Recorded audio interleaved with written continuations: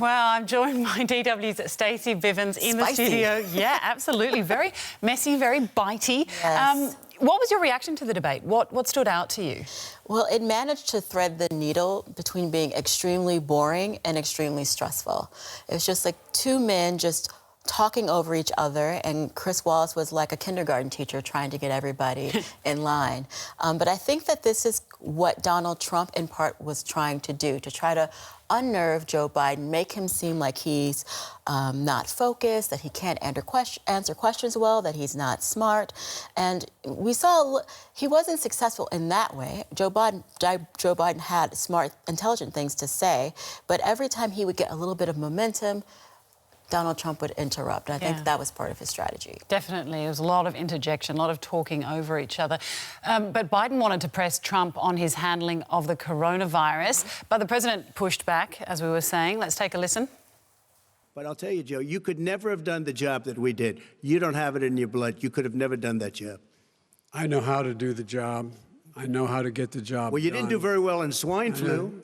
H1N1, you were a disaster. Your own chief of staff said you were a disaster. 14,000 people died, not 200,000. There was no economic recession. Sir, you made a there was no recession. You made a point. Let him answer. And there was no one. We didn't shut down the economy. This is his economy he shut down. Well, Trump saying that Biden couldn't have done what he did on COVID-19. But did Biden say what he would have done differently if he'd been in charge during the coronavirus? Well, I think that he just pointed to what happened under the Obama administration, where they had to deal with the swine flu and how effective they were in minimizing deaths. But one of the points that Joe Biden said during this exchange on COVID is that it is what it is because you are what you are, referring back to what Donald Trump said about the numbers when we hit the 200,000 mark. And Joe Biden went on to say that the American people could handle it, and that Trump chose to downplay it. So did he go into specific details on what he would do? No, but I think part of the problem was he just couldn't get his words out. Get a word in, yeah. Definitely was being kind of dominated in a way. He had low energy, that's true. But I think that what he was able to say, at least it had something to do with the everyday lives of American people, and Donald Trump just resorted to personal attacks. Another of the major topics was racial tensions and the recent violence in the US. Let's have a little listen to that exchange. I would say almost everything I see is from the left wing, not from the right wing. So what are you saying? I'm willing to do anything. I want to see peace. Then do it, sir. Say it. Do it. Say it. Do you want to call him? What do you want to call him? Give me a name. Give me a white name. Supremacists and who would you like me to condemn? White supremacists and right Proud Boys. Stand back and stand by. But I'll tell you what. Somebody's got to do something about Antifa and the left, because this is not a right-wing problem. This is a left-wing. FBI director This is a left-wing problem. White supremacist. Antifa's an idea, not an organization. Oh, you got to be not militia. That's what his FBI.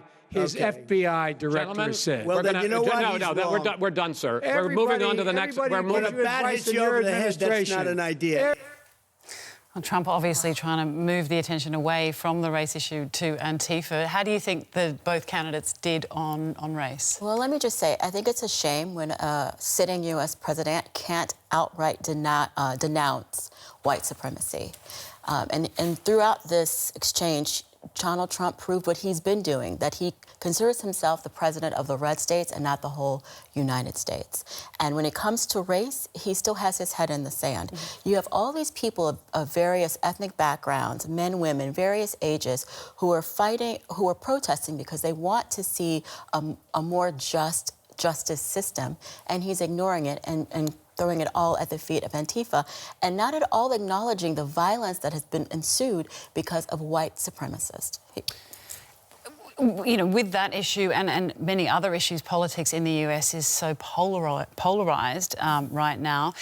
Do you think from this debate that voters will be swayed by what they saw tonight? I mean, this debate was really horrible, right? So I don't know if it's possible to sway people with this, and voting is already underway in several states. I think that if you were a Joe Biden supporter going into this, you still are, and if you're a Trump supporter, you still are. And the undecideds, there's just so few of them. I think that those people already know who they'd prefer to vote for. They just don't know if they can force themselves to go to the polls and pull the lever.